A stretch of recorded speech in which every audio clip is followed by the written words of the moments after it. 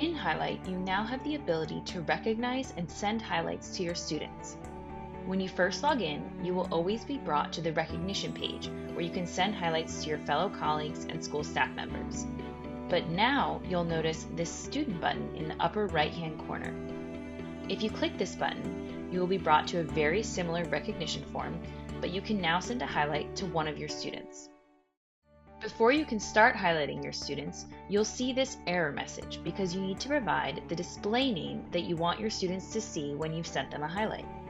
You can set up your display name by going to the Account page and scrolling down. Here you will see a few examples of display names, which you can choose depending on your role at your school.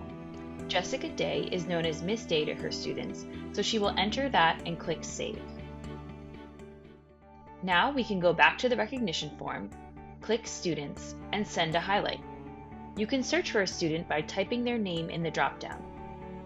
Then select one of your school's core values, and you can write a message, such as, "Loved your participation in class today. Keep it up." This process should feel very similar to sending a highlight to one of your staff members, but now let's talk about a few important differences. If you go to the bulletin boards where you can view highlights sent at your school, you'll notice that the student highlights do not appear on your school feed. This feed is just for viewing and celebrating recognition sent to school, teachers, and staff. However, if you go to your personal feed, you will be able to see all the highlights you've sent to both students and your colleagues. The second key difference is that students do not have access to Highlight. They will not be able to log in. Instead, they receive an email with the contents of their highlight, including who sent it, what core value they were recognized for, and the highlight message. That's it!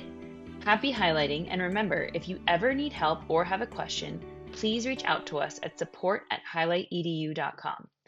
Thank you for all you do.